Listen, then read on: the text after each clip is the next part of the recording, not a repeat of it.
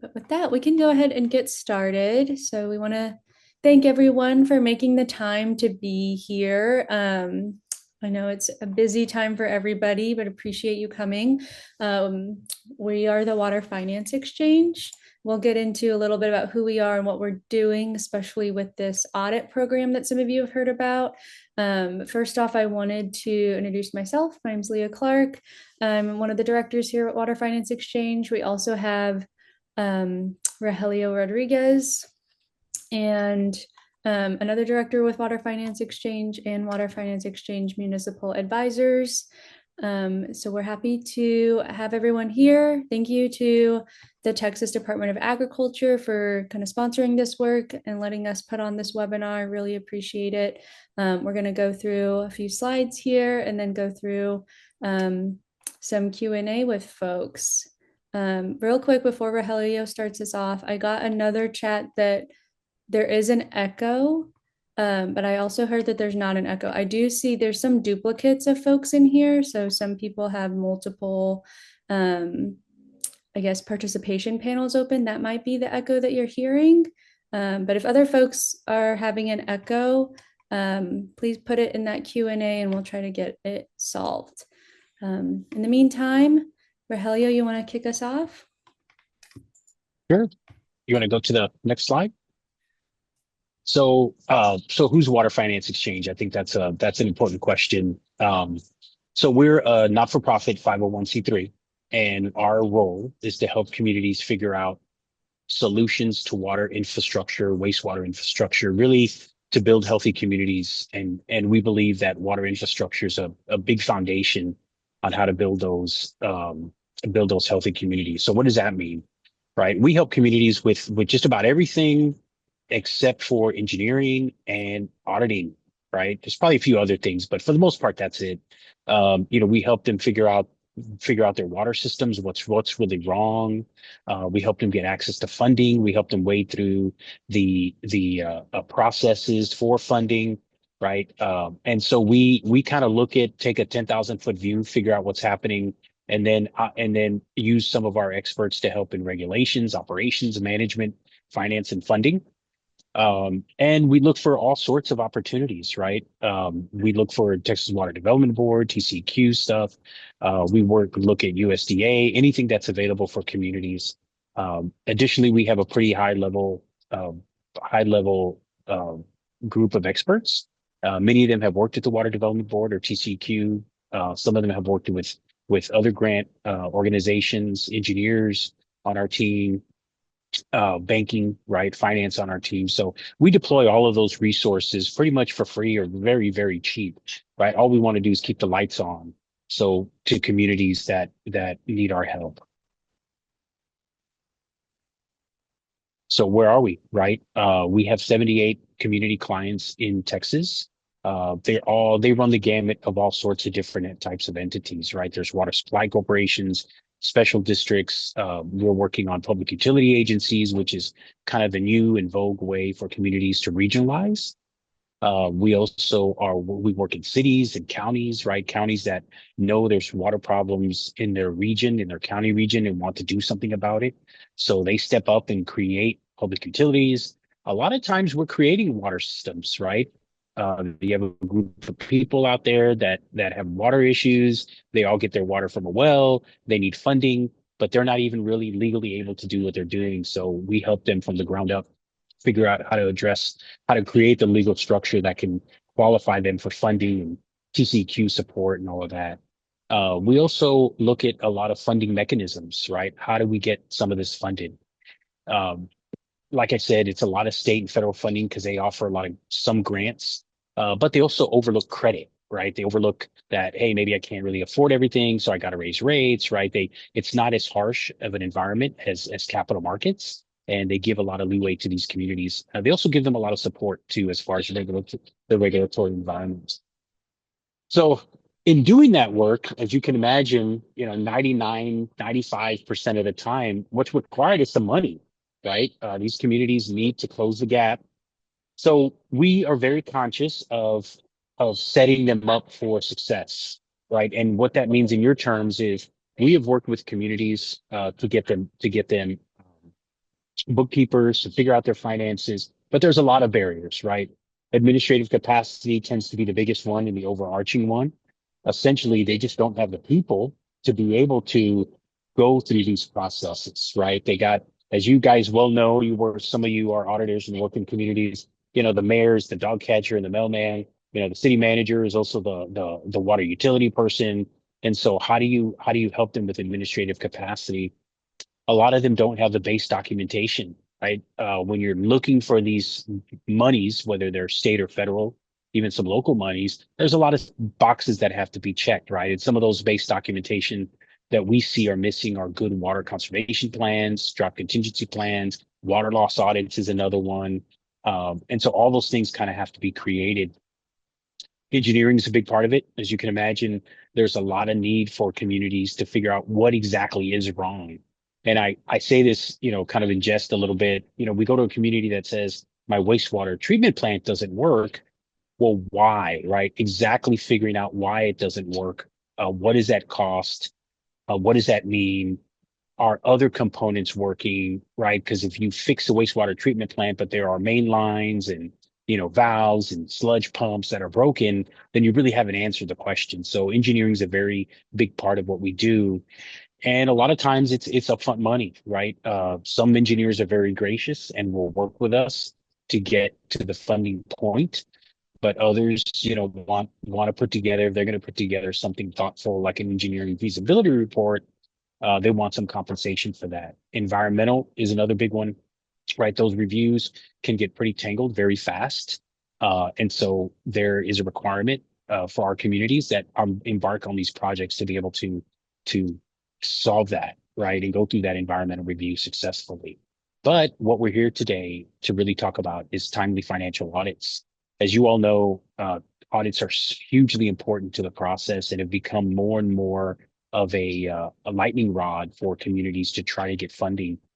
Many of you that follow the financial audit system are aware that the state passed a bill last session that you basically have to have your audits done in time, or you cannot raise tax rates beyond the no additional funding tax rate, right? So that presents an issue, and we've all seen the news where cities and communities are getting questions about it. But there's a bigger problem, right? In this slide here, you can kind of see that that credit ratings on the larger scale are at risk. Delay time, even for the bigger communities and the bigger cities that have it all quote unquote figured out, they're seeing a lot of delay time in getting their audits done. And as everybody knows, the kind of the benchmark is 180 days past your fiscal year end is when you should have your audit done, right? So some communities are really, even the bigger ones, are really kind of going up to that line and trying to figure out how to get things done on time. There it is, right? The new law that's affecting the way cities can raise their property taxes. That's a big one. The Texas Attorney General is investigating, and we are getting calls from communities about those letters that they're receiving.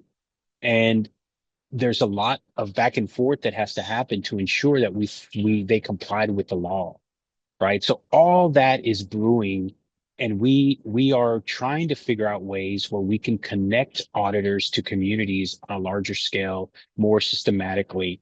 And that's why Leah and the Texas Department of Agriculture have kind of spearheaded this STARR program.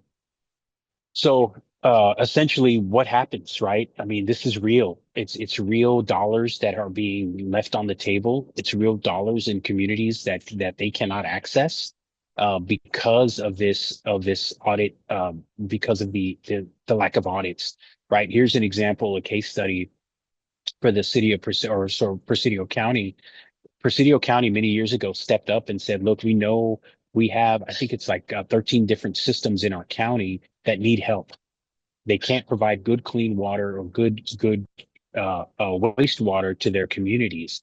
So they got together, they got them all together and said, as the county, we will apply on your behalf, right? And we're going to very much try to get y'all funding so that you can your systems can at least be in compliance.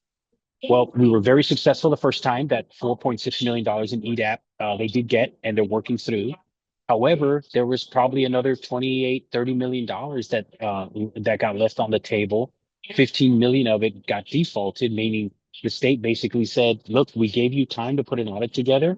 You didn't do it in the time necessary. And so we are pulling that funding. And no fault of the state, right? They put out the requirements pretty clearly. Everybody's rushing to meet them, but at the end of the day, there are boxes to be checked, and there are so many communities requiring and needing money that the state really kind of has to prioritize those communities that are ready, right? Ready to take on this financial benefit. And typically, the analysis of making sure that communities fall under a capability of financial, managerial, and technical.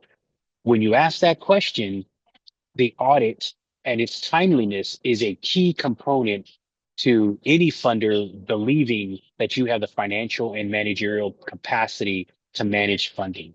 We often say at Water Finance Exchange, the worst thing we can do is just find, 100% grant money for a community that isn't ready to manage the system and properly take it on, because they'll just be back in the same situation, several years later. So this is a real life thing, and it's really happening.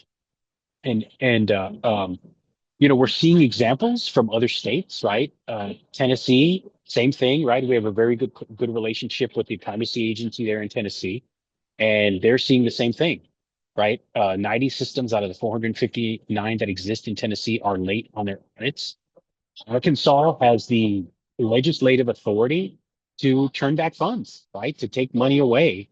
And so it's really a dire problem all over the country. But I will tell you, what we're trying to do here in Texas is we're really trying to set like a way. How can this get done? How can we establish something that creates a systematic way for these audits to get done, and maybe that can promulgate through other states, right?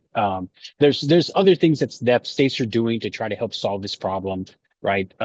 Flexibility with audit requirements in Arkansas, right? Agreed upon procedures, or compilations approach as opposed to a full blown financial audit.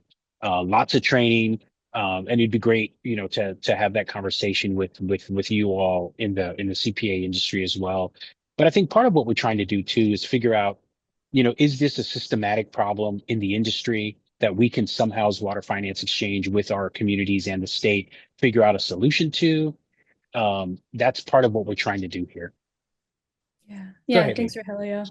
That frames up really nicely what we're trying to do. And this is a portion of the conversation where we want to hear from the attendees. So if you would like to provide your story on how audit impacts have required or have how audit requirements have impacted you, or if you're a funder on the call and you want to talk about why it's important that a system is up on their audits, if you're representing a community and this is new information for you and you want to share it with your council or something like that, we invite you all to just kind of share your stories and what has gotten us here. So I'm going to mute myself, and then if somebody else would like to come off mute, just raise your hand and share a little bit about what you think about this approach, or just kind of your initial reactions. Would love to hear from you all.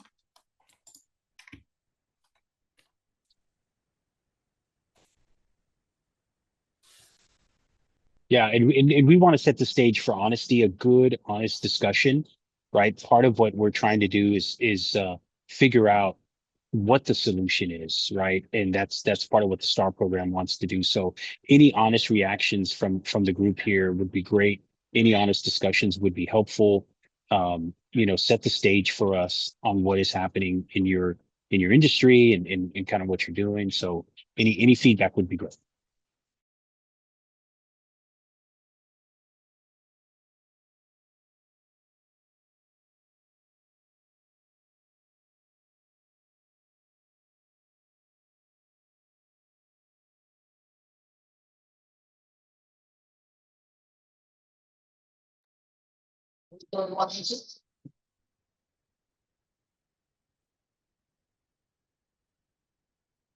Yeah.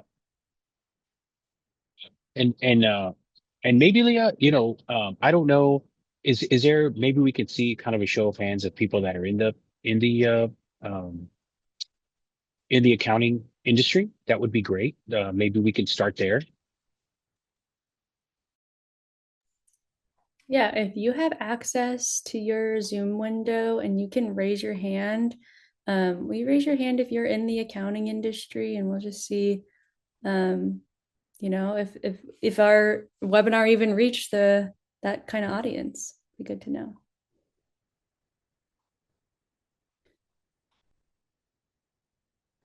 Well, we do have a Q&A here. Thank you for raising your hand there. I also see we have someone.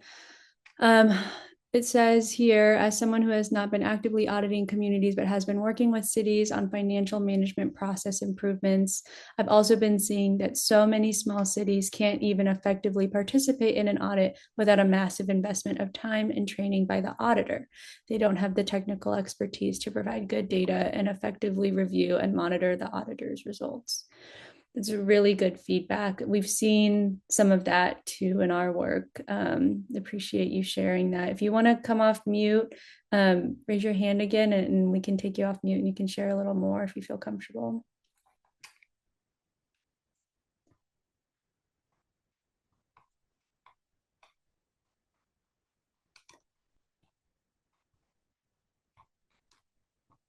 Yeah, and I'll make a comment to that point. I think that's a very good point, and we see that a lot. Part of what we try to do, and we've done this a few times, is hire a bookkeeper, right? Kind of get the bookkeeper, the community ready for an audit, right? Get the QuickBooks all set up. Most of these communities that we work with are pretty capable of doing QuickBooks, but is it reconciled? Do they have backup information? And so we've hired bookkeepers to kind of help in that process. I'm interested in maybe Lindsay, you raised your hand and said you were an auditor. It'd be great to hear from you if you think that has any merit going forward. And maybe the conversation is um is maybe this should be a bookkeeper STARR program before it's a CPA STARR program. I don't know. I'd love to hear somebody's take on it.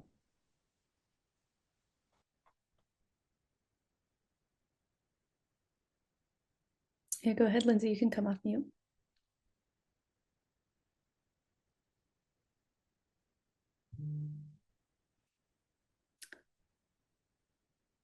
I don't know if I can hear you though.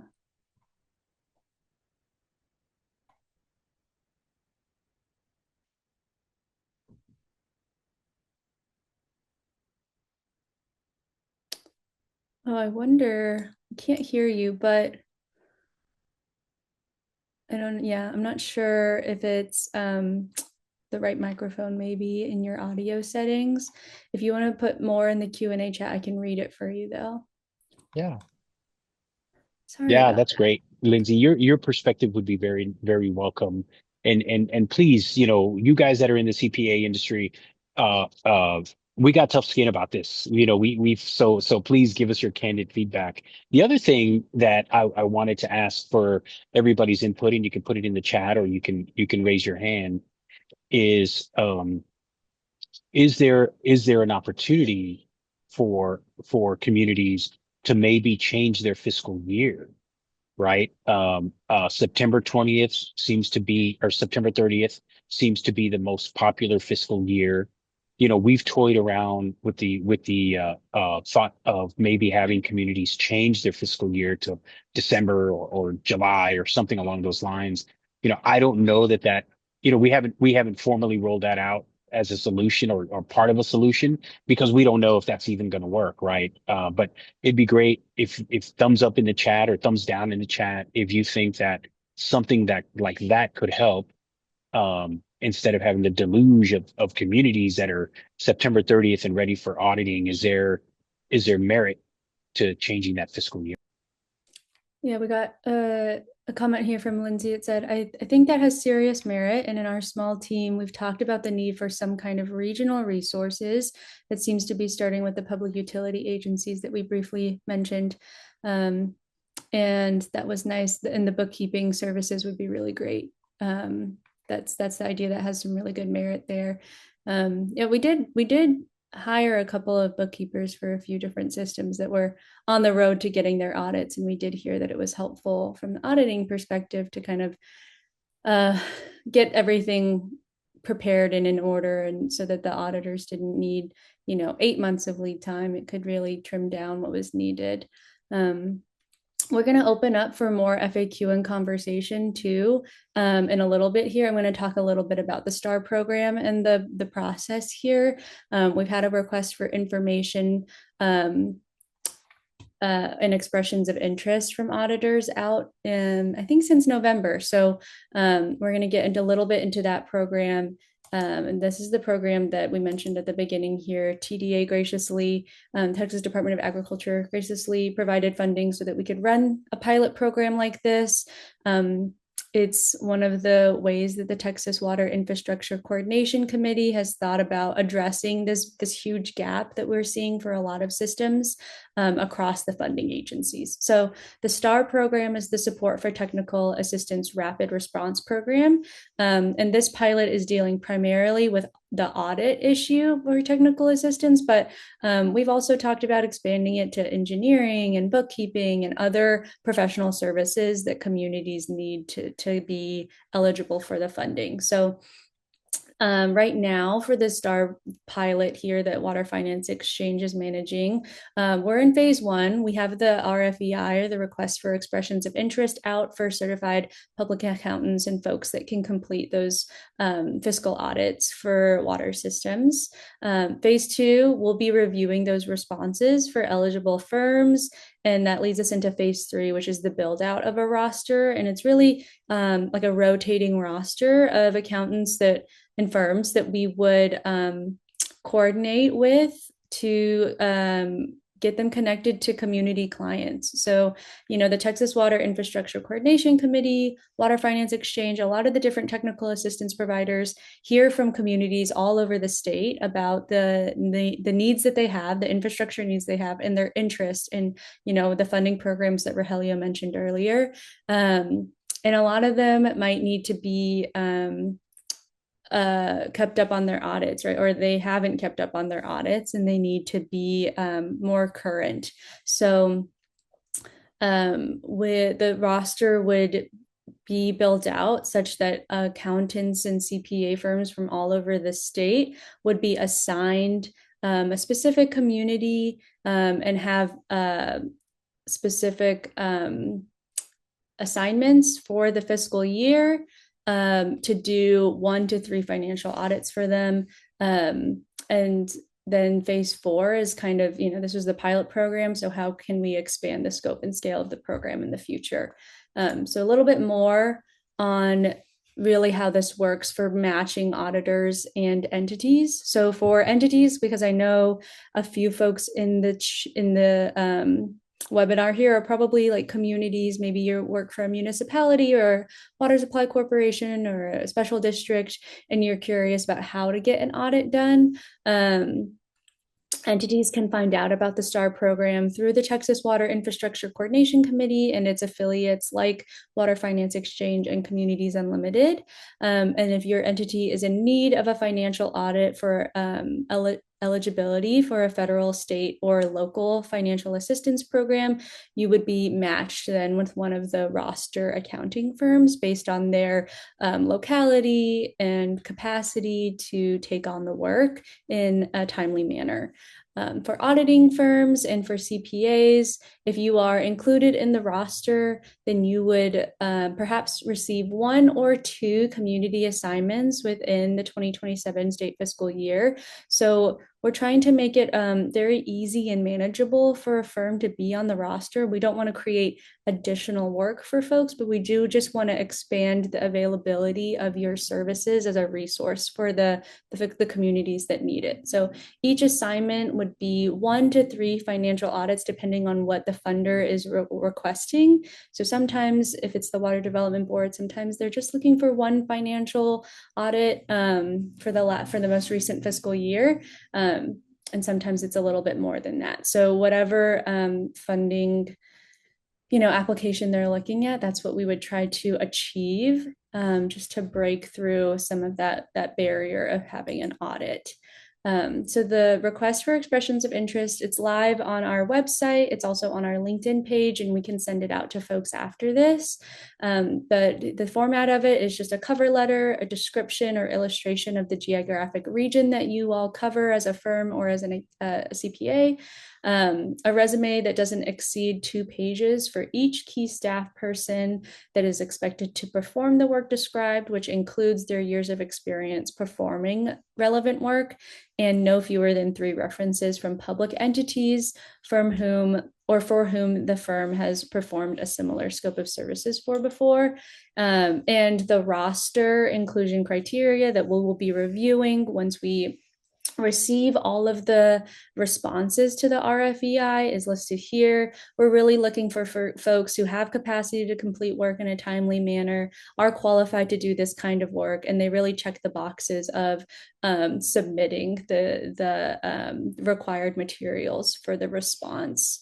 So with that, we get into a little bit more of the FAQs, and we talked about this a little bit already. We've been asked before from auditors, to make sure, like, how does the bookkeeping work? What do the books look like for these communities? Often small and underserved communities don't have as much capacity to keep up with, like, a QuickBooks, for example. So WFX will have worked with the identified participating entity to procure a bookkeeper and streamline that process prior to engaging with an auditing firm to make it a little bit easier and manageable for folks. And then we also get a question about contracting costs, again, because often small and disadvantaged systems don't have as much capital to procure professional services. And so we will work closely with both parties to help establish and negotiate the appropriate remuneration for professional services, given factors like capacity to proceed in a timely manner, the distance for the firm to work with the system, and the system's audit readiness. But wanted to open it up for other questions folks have about this process specifically, and then we'll open up broader for additional discussion and feedback from folks. But first, any other questions from folks on how this program works? Again, you can just type a question in the Q&A box at the bottom of your screen, or you can raise your hand and we'll take you off mute and you can try to ask your question verbally.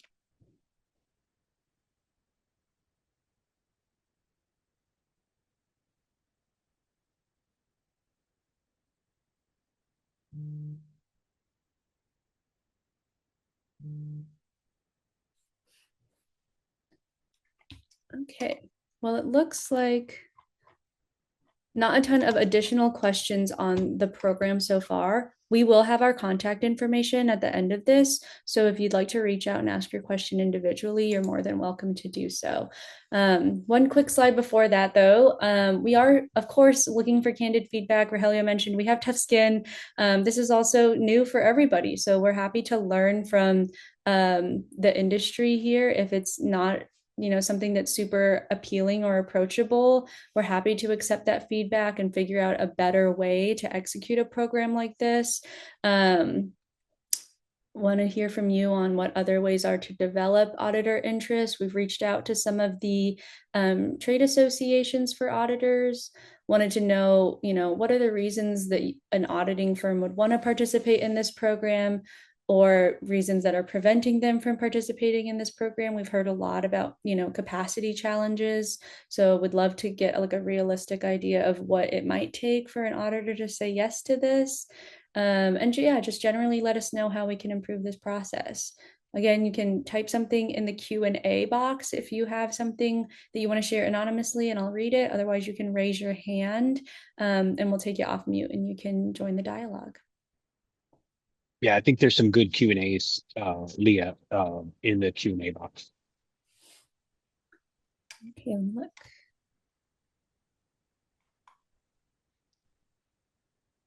Okay, somebody said, I think you heard TDA is, or I think I heard you say TDA supporting this program. Small communities often struggle to pay for audits. Will TDA help them pay?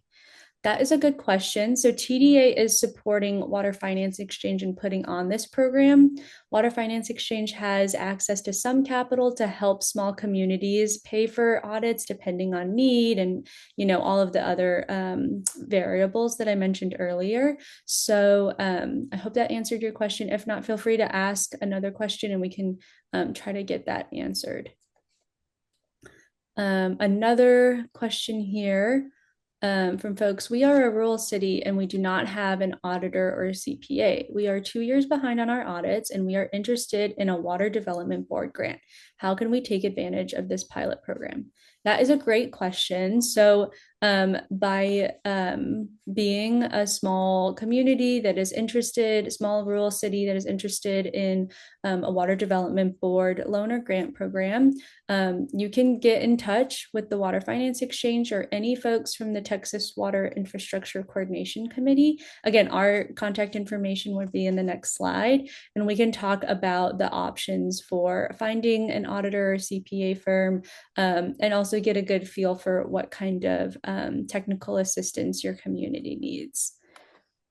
So I hope that answered your question. Another question here, does responding to the RFEI create a contractual obligation or will contract negotiations be expected to follow review of expressions of interest?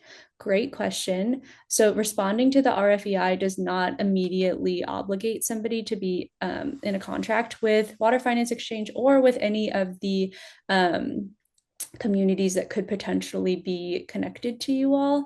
The response to an RFEI just simply says that you're expressing your interest in being a part of this roster. So I hope that helps. Another question here, what is the timeline? Our application is due in June. I think this is related to maybe a funding application that a community is putting in. The timeline for setting up the STARR program is really based on the ability for us to set up the roster. So right now the requests for expressions of interest are open, and I'll just go to the next slide now. So the deadline for the request for the response to the request for expressions of interest, or the RFEI, is February 20th. So about 4 weeks from now, about a month out. At 5 p.m. Central Time, you can send your response for the RFEI for CPAs to my inbox. It's listed there. And then we will take likely a month to review those applications or those responses, and then reach out to folks subsequently and set up a roster. So likely having the program going in the summer. But there are cases where communities are needing an audit sooner than that. We understand that, and we're working with some of the communities already on trying to find an auditor for them separate outside of this process. A response from TDA to previous questions. So just quick reminder for folks, somebody asked if TDA was going to help pay for audits. TDA says, unfortunately, TDA is prohibited from paying for the audit itself using the CDBG or Community Development Block Grant funds, as it is considered a general conduct of government expense. But they are excited at the prospect of potential partners who can help fund the audit costs once the STARR program is up and running. Another question, is the webinar being recorded and will you email the link? Yes, the webinar is being recorded. We will share out the link for the video. It will be posted on YouTube and then also on our website. So we'll send that out to the webinar registrants. Another question, are you connecting to the TWDB's WUTAP program? Great question. So for folks that don't know, the Texas Water Development Board has a water utility technical assistance program. In that program, communities that apply and are accepted into the program are connected with a technical assistance provider for up to $150,000 of contract services. And that program is designed to help communities apply for funding through the Water Development Board. Water Finance Exchange has been a certified WUTAP provider. So we're one of the licensed WUTAP providers that can be paired up with a community. We can help folks fill out the application to be a part of the WTAP program, if that's what this question is asking, we're happy to connect communities there. But this STARR program is not explicitly a part of the WTAP program. It's separate from the Water Development Board's technical assistance program. So I hope that answers your question there. Yeah, Okay. we're looking for something a little more vast. For it seems to be more of a prolific issue with communities. So we're looking for something a little more vast with the STAR program to help communities kind of get there. Yeah, and ideally this goes beyond Texas, right? So Water Finance Exchange, Rogelio mentioned earlier, we're a national nonprofit. Now, Rogelio and I are both based in Texas, and a lot of Water Finance Exchange's work has, been born from the, relationships and the great community work that we've done in Texas. But as we mentioned earlier, other states and all over the nation, folks are having this issue. We would love to work with folks on trying to address it. So I know that a lot of the state revolving fund managers in other states are saying, hey, we also have the issue that communities are behind on their audits.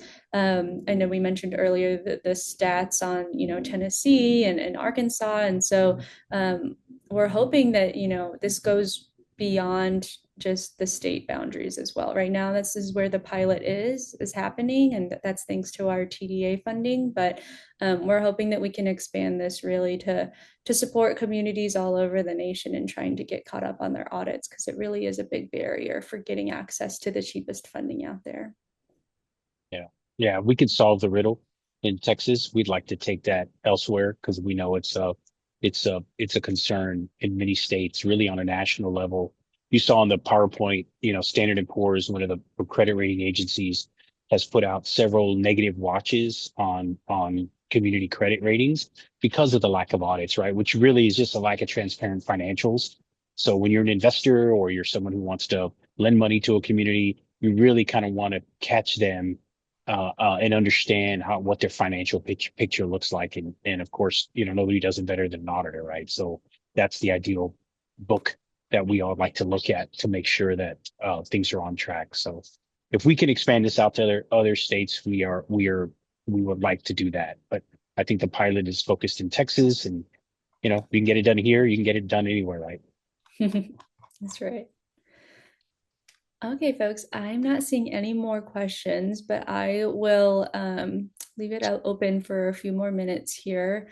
Again, folks are also welcome to raise their hand and ask their question verbally, or just, supply some general reaction or comment or any feedback on this webinar, on Water Finance Exchange, on the STARR program.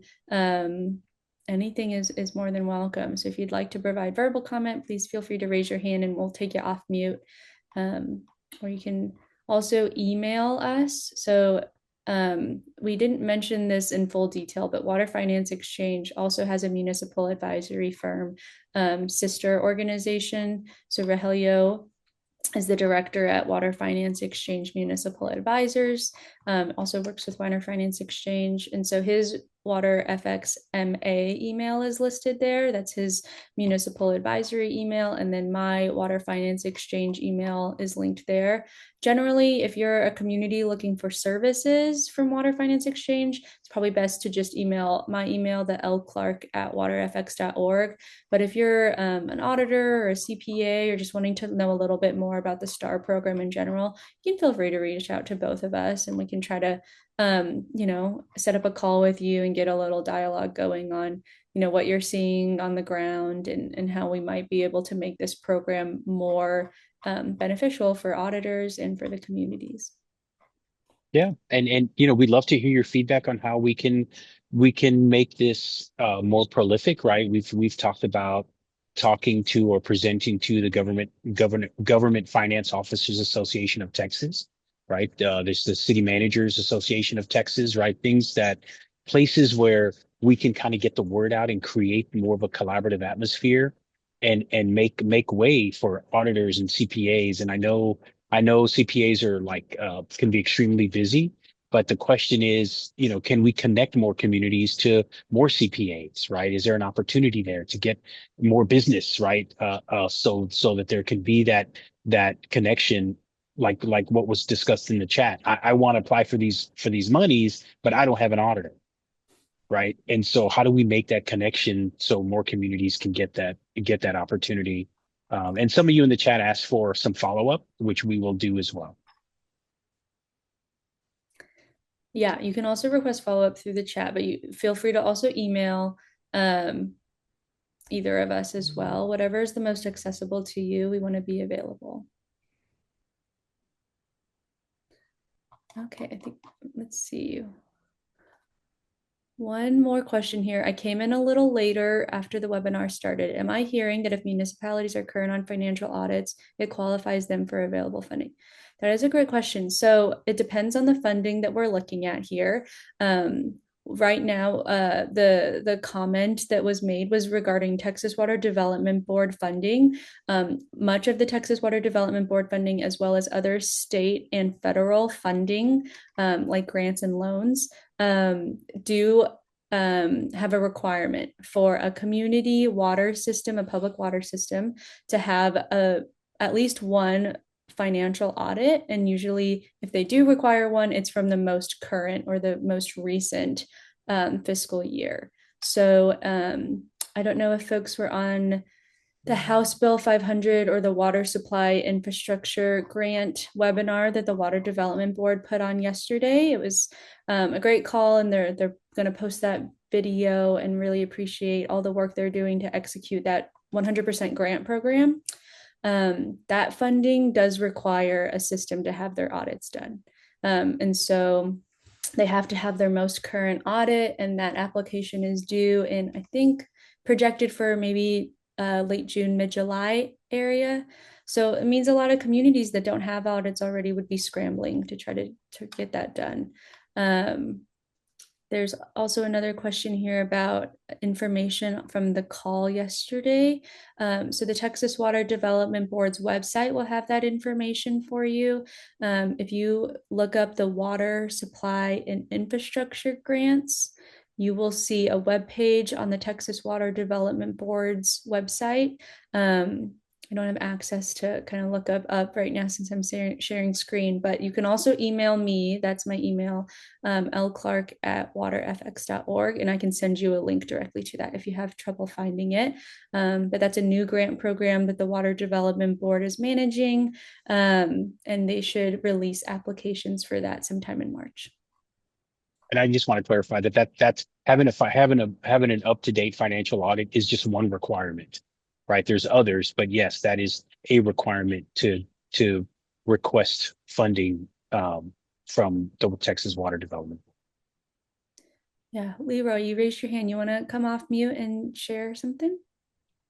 Yeah, sure. So I came in kind of on the back end of the meeting, but I know I heard a piece about small cities and entities trying to get caught up with their books in order to obtain an audit. So I know I'm part of the GFOAT group as well, and I know the Texas Municipal League actually offers city financial services for entities for situations like that. I'm not sure on the rates, but I know that they can be contacted, and they normally deploy out various retired finance directors and people of that nature that can come out and allocate time to help those entities get up to date on those audits. Oh, that's a great resource. Thank you. That was the Texas Municipal League that has that available. Yes, ma'am. Great. Thank you for sharing. Yeah, that's great. Yeah, and appreciate you joining. Just kind of, I know you mentioned you joined a little late, so just high level, we're trying to get a rotating list of auditing and CPA firms together so that we can kind of help small and rural communities get access to an auditing firm in like a timely manner so that they can get access to those funding and financing opportunities. Oh, okay. Yeah. That would definitely be a good source because they have access to a lot of that as well. Great, great. Yeah, we will have to reach out to them too. That's awesome. Absolutely. Thank you. Any other questions or comments from folks?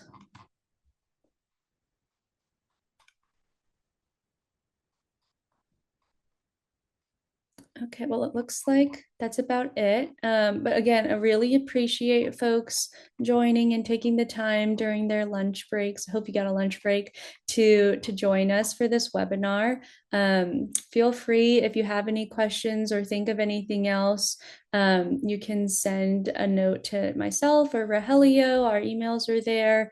And we really hope that if you have, any contacts in the CPA or auditing firm industry, that you're able to share this webinar and this opportunity with them, and we'd love to get in touch with them.